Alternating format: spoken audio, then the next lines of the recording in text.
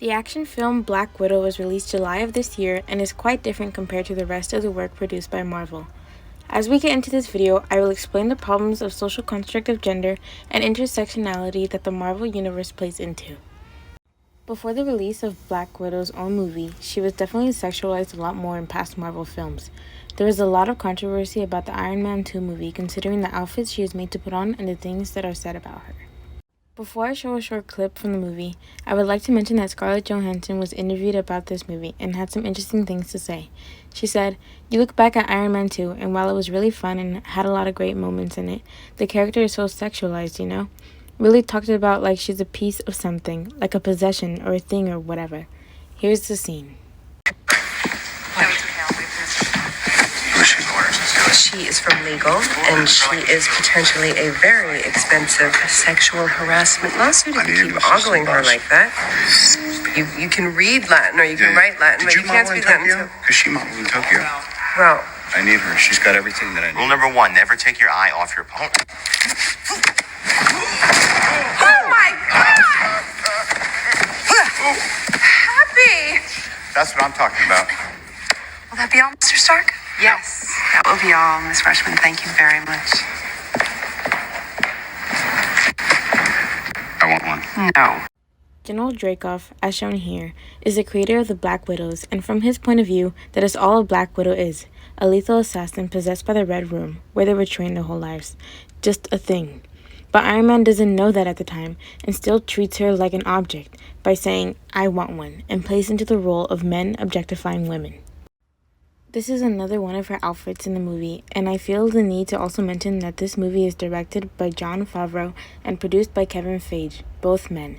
We can tell by the things she wears and what is being said about her that this movie was directed by men for the male gaze.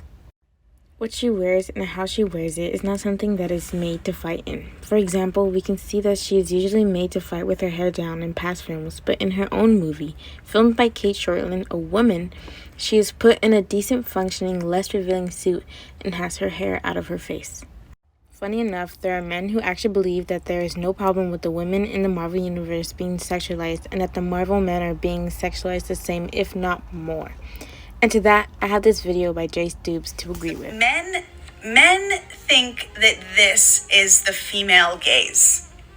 And the existence even of the female gaze is debatable and muddled, and that's a conversation for another time. But for anyone confused, this is the male gaze. Chris Hemsworth is a very attractive man, but this is for men.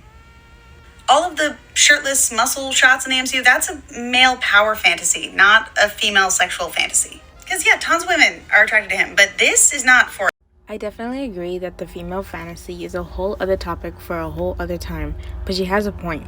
The shots with the big, muscled-built men are for the male power fantasy.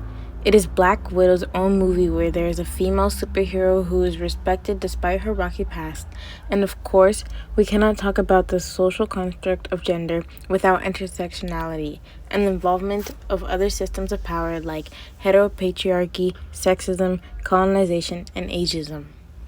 We see heteropatriarchy when General Dreykov is introduced as a cis man who runs an academy of all-female assassins. He literally bugs these women and controls their minds to serve him and only him. We see sexism play into this also, as it is an ideal picture of a man having any and all women under his control. He also has them take extensive ballet classes so that when they move, they do it with little effort, so gracefully, like a woman should.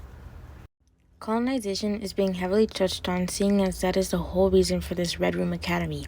Dreykov's mission is to take over empires to expand his own. We see this pattern in our own government. There is also ageism involved because these girls are put into this academy at such a young age and fight until they have reached a certain age limit. After that, they are killed off because they are of no use to Dreykov and they are old and cannot meet his fighting requirements. This is telling us that you become useless as you age, and older people, women in this case, can easily be disposed of for someone younger and more fitting. As I was doing some research to prepare for the making of this video, I came across many men arguing that the way Johansson felt was wrong and how Natasha Romanoff is perceived in the Iron Man 2 movie is perfectly fine and they see no problem with it. That is exactly what I'm trying to prove the problem is. It is important to understand the emotional distress these roles can have on women and should be addressed in the eyes of someone who truly understands what she has gone through.